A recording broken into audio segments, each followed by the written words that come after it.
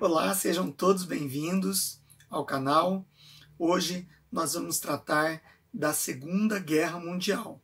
Serão vários capítulos desta guerra, portanto, cada vídeo eu vou tentar esmiuçar momentos importantes da Segunda Guerra Mundial. Nós vimos nas aulas passadas a ascensão dos regimes totalitários no período entre guerras e todo o ambiente formado durante esse período entre guerras que conduziram a Europa à Segunda Guerra Mundial.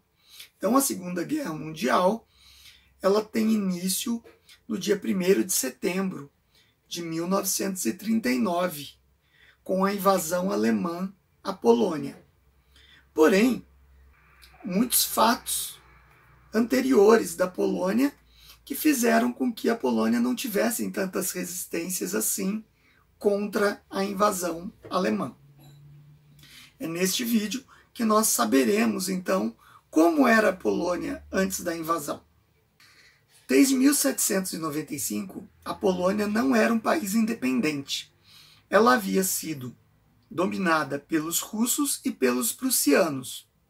Assim, ela só vai atingir a sua independência através da Segunda República Polonesa, que foi determinada pelo Tratado de Versalhes após a Primeira Guerra Mundial. O Tratado de Versalhes abrangeu uma parte das decisões sobre a Polônia. A Polônia passou a ter 2 governantes, que eram figuras que lutaram na Primeira Guerra Mundial em favor da Tríplice Entente e que requisitavam agora o comando do país. Ficou dividida por um presidente provisório e um presidente que representaria o país no exterior. São 2 figuras proeminentes na política e na história da Polônia moderna: Józef Piłsudski e Roman Dmowski. Dmowski governaria a parte de política externa da Polônia diretamente de Paris, onde aconteciam os grandes acordos e as relações exteriores dos países. E o presidente provisório Piłsudski governaria a Polônia a partir de Varsóvia. O presidente Piłsudski, ele era uma figura popular entre os poloneses, era muito respeitado pelo povo, era visto como um patriota nacionalista, mas o seu passado era ligado ao Partido Socialista. E o outro governante, que representava a França no exterior, o Dmowski, ele era o fundador da social-democracia dentro da Polônia. Então não existia muita ligação ideológica entre os dois. Fato é que Piłsudski não levou a cabo o socialismo dentro da Polônia. Em 1917, após ter ajudado a combater a Tríplice Aliança, Piłsudski rompeu com o socialismo e governou a Polônia em conjunto até 1922. Józef Piłsudski teve um papel muito importante logo após a independência da Polônia, pois os russos, ou melhor, a União Soviética, já implantando o bolchevismo comunista no país, tinha uma política de anexação dos territórios que faziam fronteira à Rússia. E a Polônia entrou no radar dos soviéticos. Assim, desde 1929 até 1921, Piłsudski comandou as tropas polonesas contra a invasão soviética comunista, vencendo-os em 1921. Devido ao passado polonês ter sido marcado pelo domínio russo e também pelo domínio alemão da Prússia, existia sempre aquele risco da Polônia ser novamente assediada territorialmente por esses 2 países. Piłsudski, o governante da Polônia, e toda a nação polonesa viram com grande preocupação a aproximação dos soviéticos com os alemães em 1922, através do Tratado de Rapallo. O Tratado de Rapallo era uma revisão do Tratado de Brest-Litovsk, no qual a Rússia havia deixado a Primeira Guerra Mundial. Assim, não haveria mais reparações a serem pagas pelos soviéticos aos alemães, e também, em contrapartida, os alemães estabeleceriam ajudas mútuas de comércio e também alguns acordos secretos nesse Tratado de Rapallo faziam com que militares alemães teriam treinamento em território soviético. Esse Tratado de Rapallo acendeu uma luz vermelha para os poloneses, pois alemães e russos, que historicamente haviam dominado o país, poderiam usar deste tratado para unir forças contra a Polônia novamente. Visando garantir as fronteiras polonesas intactas, Piłsudski acaba assinando em 1932 um tratado de não agressão com os soviéticos. Em 1933, com a imposição do governo de Hitler na Alemanha, unificando os poderes do presidente e do primeiro-ministro, novamente o governo polonês se viu ameaçado. Relatos deste período mostram que o governante polonês Józef Piłsudski tentou um acordo com a França para uma guerra preventiva contra a Alemanha nazista.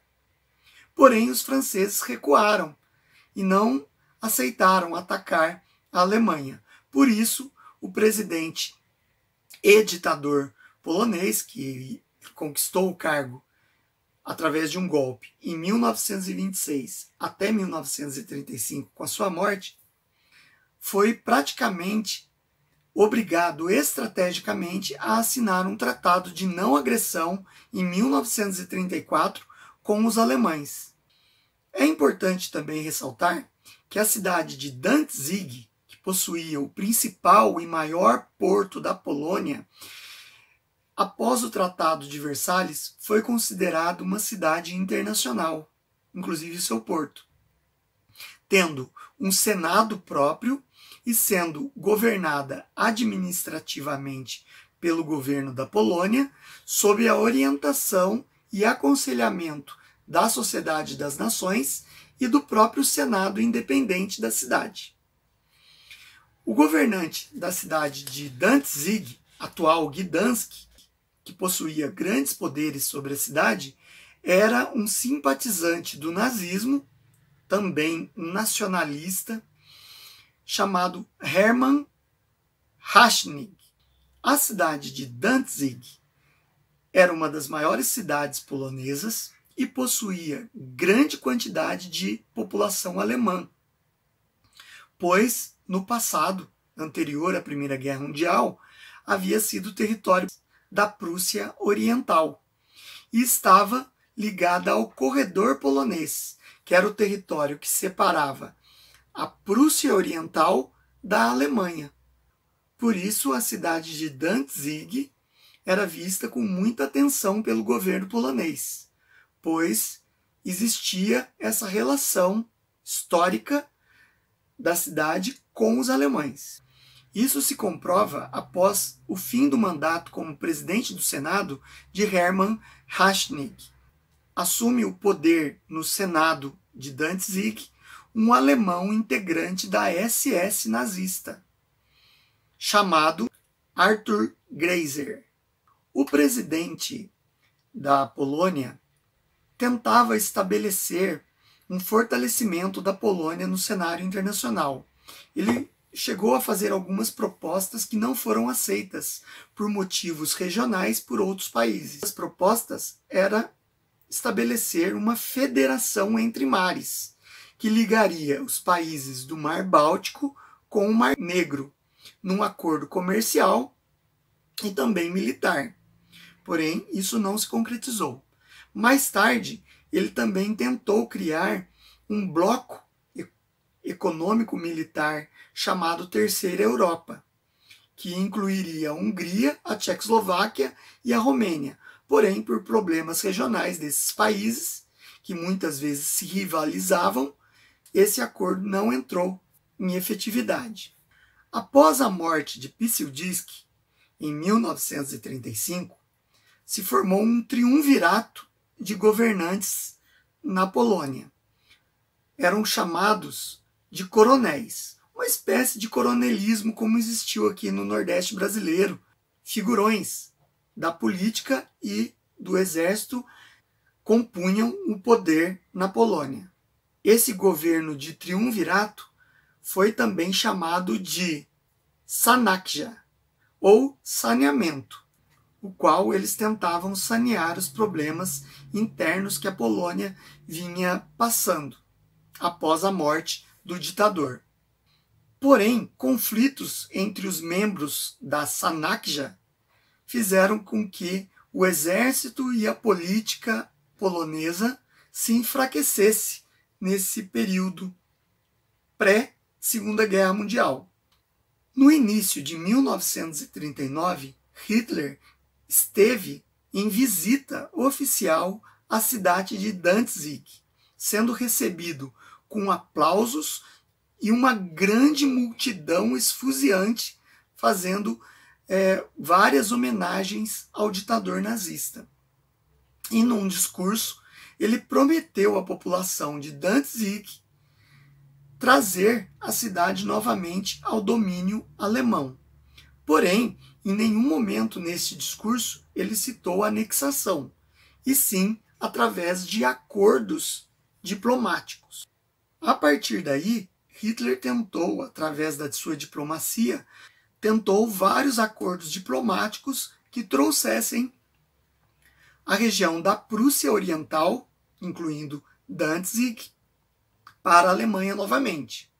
Porém, todos os acordos diplomáticos foram rechaçados pelo governo polonês, que fazia parte da administração da cidade. Em estratégia contrária, o governo polonês procurou aproximações com a França e a Inglaterra, estabelecendo diversos acordos econômicos que beneficiavam os dois países e que também tinham uma retaguarda de apoio militar. Em 1939, exatamente em abril de 1939, Hitler, no Reichstag, parlamento alemão, ele fez um discurso extremamente violento contra a Polônia, exigindo que Danzig voltasse ao comando alemão. Foi ameaçador. O governo polonês viu isso como uma ameaça. Porém, Hitler, no mesmo discurso violento, enfático, ele também deixou claro que qualquer ação para trazer Danzig para a Alemanha poderia ser resolvida se os poloneses construíssem uma infraestrutura de ferrovia e estradas ligando o território alemão ao porto de Danzig. Se isso fosse cumprido pelo governo polonês, Hitler garantiria, através de acordo, a cidade continuaria independente durante 25 anos e Hitler estenderia o acordo anti-Comintern, abrangendo as fronteiras polonesas com a União Soviética. Lembrando que o pacto anti-Comintern, assinado por Japão, Alemanha e Itália, era um pacto anticomunista. E assim, a Polônia teria garantia de Hitler neste pacto de proteção de suas fronteiras. Porém, os emissários diplomáticos poloneses receberam o aconselhamento inglês de não aceitação deste acordo com a Alemanha. Por isso, o governo polonês rejeitou essa proposta alemã. No final de maio de 1939, Hitler e sua alta cúpula militar já planejava incluir o corredor polonês e a cidade de Danzig no espaço vital, que abrangeria esse território no pan-germanismo e seria anexado através do Anschluss, que significa anexação alemã. Arthur Greiser, que era o presidente do Senado da cidade de Danzig, estava indo em direção oposta ao governo polonês. Ao contrário dos governantes poloneses, ele apoiava Hitler e apoiava a anexação de Danzig. Por isso ele adotou uma política de distanciamento da Polônia, ou seja, do governo polonês e das decisões deste governo. A situação para a Polônia ficou extremamente perigosa quando, no dia 23 de agosto de 1939, a diplomacia alemã e a diplomacia soviética comunista estabeleceram o Tratado de Não Agressão. Na prática, esse Tratado de Não Agressão, que aproximava a Alemanha de Hitler da União Soviética de Stalin, abria as portas para os alemães invadirem a Polônia. E o Tratado de Não Agressão, ou Pacto Germânico-Soviético, também estabelecia alguns anexos secretos, na qual eles dividiriam a Polônia após a invasão.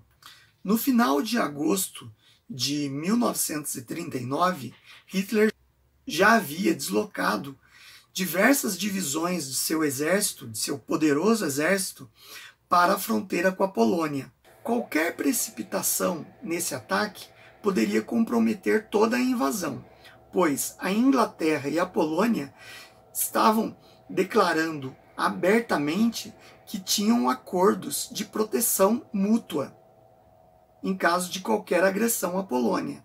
Então Hitler não podia contar também com a Itália, pois Mussolini alegava que seu exército não estava preparado para uma invasão naquele momento.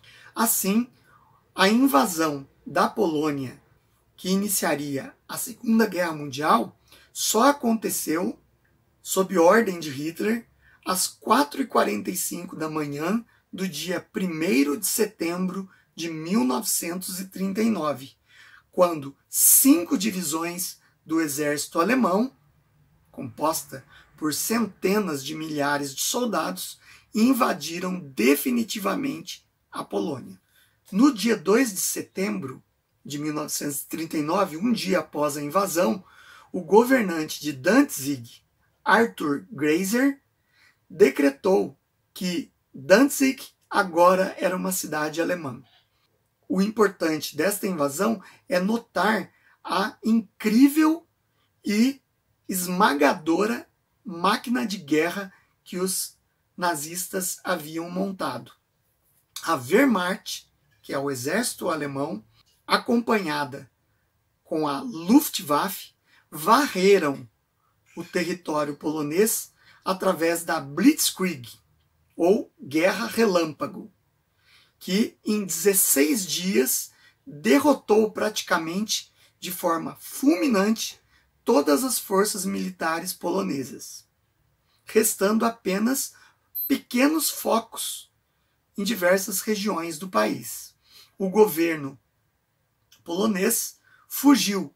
Como era previsto no Pacto de Não Agressão, o Pacto Germano-Soviético, com a invasão da Alemanha na parte ocidental da Polônia, os soviéticos, sob as ordens de Stalin, deveriam invadir o lado oriental da Polônia. Porém, isso não aconteceu imediatamente. Existem muitos estudos sobre esse assunto, mas acredita-se que Stalin teve dificuldades de reunir o seu exército de forma rápida na fronteira com a Polônia, mas também existe a possibilidade de que Stalin esperou para ver o que aconteceria, ou seja, esperou para ver a máquina de guerra alemã em ação, que poderia correr algum risco de não conseguir estabelecer-se na Polônia rapidamente, então ele manteve uma posição de observação, só invadindo a Polônia no dia 17 de setembro de 1939, após a Polônia praticamente já estar totalmente derrotada. Devido a quase nenhuma reação do exército polonês, que já estava praticamente derrotado, os soviéticos rumaram para Varsóvia com grande facilidade e encontraram as tropas alemãs. E ali houve um aperto de mão histórico entre os comandantes das duas ações militares, tanto dos alemães quanto dos soviéticos. Assim, o Exército Vermelho Soviético e a Wehrmacht começaram a agir em conjunto para acabar a demolição dos focos que ainda resistiam do exército polonês. A rendição oficial do Estado polonês às forças nazi-soviéticas aconteceu no dia 27 de setembro de 1939. Assim, definitivamente, a Polônia estava dominada e ocupada pelos alemães na parte ocidental e pelos soviéticos na parte oriental. Porém, qual foi a reação imediata das potências democráticas europeias com a invasão da Polônia pela Alemanha? A princípio, houve uma inércia, tanto da França quanto da Inglaterra, que eram as grandes potências europeias e que comandavam a Sociedade das Nações.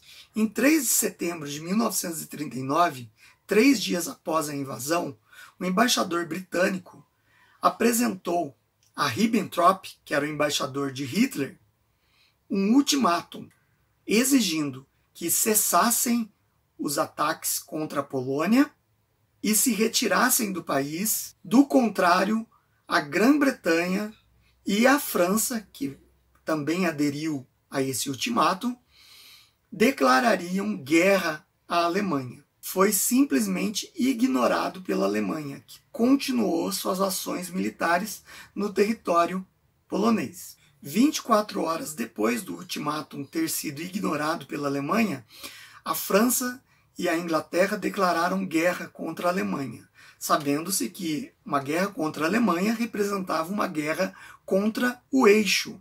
A grande questão que fica é por que a Inglaterra e a França não agiram imediatamente para ajudar a Polônia, que era sua aliada. Os historiadores acreditam que a Inglaterra e a França queriam evitar confrontos com a União Soviética e por isso não enviaram tropas para combater os alemães na Polônia.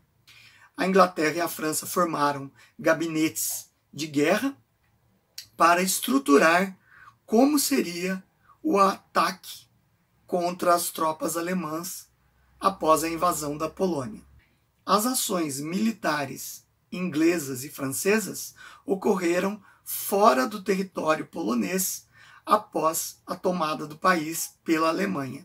Após essa ocupação e domínio da Polônia, que foi fulminante pelos alemães, Hitler tratou de transformar a Polônia num Estado alemão independente, porém sob o comando total de um governante alemão, que foi o nazista Hans Frank, indicado pelo próprio Hitler para ser o governante geral da Polônia. O lado soviético também passou para a esfera de domínio de Stalin, ele colocando governantes da sua confiança sobre o território polonês.